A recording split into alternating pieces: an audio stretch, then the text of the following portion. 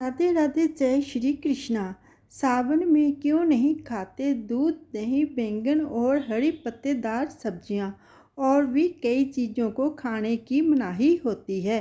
तो दोस्तों, आज की वीडियो में जानते हैं कि क्या नहीं खाना चाहिए। बड़े बुजुर्ग अक्सर कहते हैं कि इस महीने में कुछ चीज़ें वर्जित हैं।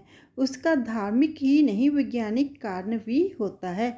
इन दिनों कई लोग अपने दैनिक जीवन में बदलाव करते हैं। इसमें लोग रहन सहन से लेकर अपने खाने पीने के तरीकों में भी बदलाव करते हैं। चलिए दोस्तों, जानते हैं कि सावन में क्या नहीं खाना चाहिए। दूध और दही।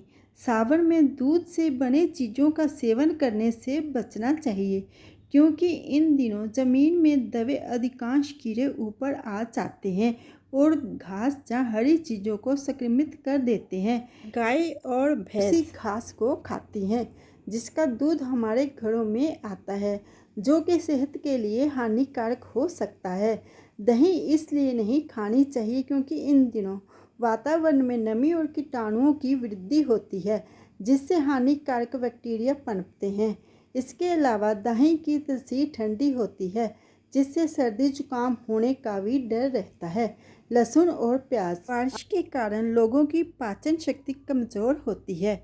वहीं लहसुन और प्याज की तासीर गर्म होती है, जिसे खाने से पेट फूलता है और गैस बनने लगती है। इसलिए सावन के महीने में लहसुन और प्याज को खाने से मना किया जाता है। बैंगन। सावन के महीने में बैंगन ना खाने की सलाह दी गई है, जिसका मुख्य कारण इसकी प्रकृति और पाचन पर पड़ने वाला प्रभाव है। बैंगन को गंदगी में उगने वाली सब्जी माना जाता है और सावन में नमी के कारण इसमें कीड़े लगने की संभावना अधिक होती है। हरी पत्तेदार सब्जियां। सावन में हरी पत्तेदार सब्जियों को खाने से इसलिए मना किया जाता है क्योंकि इस मौसम में ज़मीन में दबे अधिकांश कीड़े ऊपर आ जाते हैं और हरी पत्तेदार सब्जियों को संक्रमित कर देते हैं, जिससे वायरल इन्फेक्शन का खतरा बढ़ने का डर बना रहता है। सावन महीने में कड़ी ना खाएं। सावन महीने में दूध, दही और उनसे बनने वाली चीज़ें जैसे कड़ी, रायता आदि का सेवन वर्जित माना गया है। इसका नकारात्मक प्रभाव स्वास्थ्य पर पड़ता है। कड़ी के सेवन से पाचन तंत्र पर इसका बुरा प्रभाव पड़ता है, क्योंकि दही में एसिड वात के होने से कई तरह की परेशानियां बनी रहती हैं। आयुर्वेद के अनुसार सावन महीने में पाचन क्रिया धीमी रहती है। ऐसे में दही व कड़ी को पचाने में परेशानी हो सकती है और इसके साथ गैस भी बन सकती है। सावन महीने में कड़ी, दूध, दही से संबंधित चीज़ों के खाने से स्वास्थ्य पर नकारात्मक प्रभाव पड़ता है।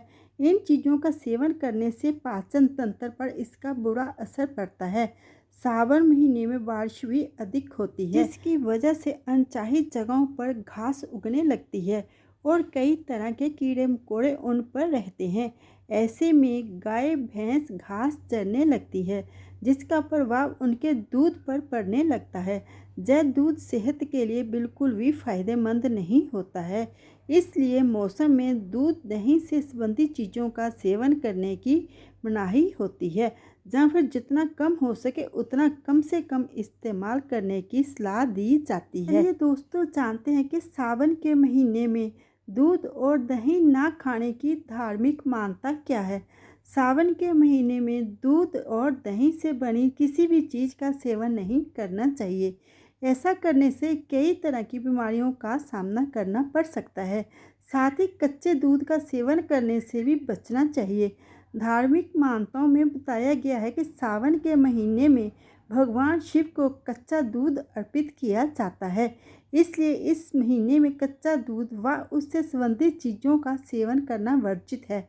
कड़ी बनाने के पीछे दही का इस्तेमाल किया जाता है, इसलिए सावन के महीने में कड़ी, दही और दूध से बनी चीज़ें खाने की मनाही होती है। सावन का महीना हिंदू रीति रिवाजों में धार्मिक बहुत महत्व रखता है। विशेष रूप से भगवान शिव के भक्तों के लिए यह महीना अत्यंत महत्वपूर्ण होता है। इस महीने में खाने पीने का बहुत ध्यान रखा जाता है। ऐसी बहुत सी चीज़ें होती हैं जो सावन में छोड़ दी जाती हैं। लोगों को इस महीने में मांसाहार और प्याज, लहसुन त्याग कर सात्विक भोजन करने की सलाह दी जाती है। ये सब त्यागने के अलावा शास्त्रों में सावन में साग दही और कड़ी त्यागने के लिए भी कहा जाता है। सब मिलके बोलिए शिव शंकर भगवान की जय।